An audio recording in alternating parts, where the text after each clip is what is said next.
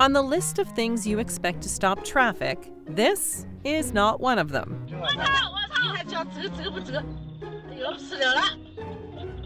A giant inflatable giraffe was spotted blowing through the streets in Hefei, China on June 14th.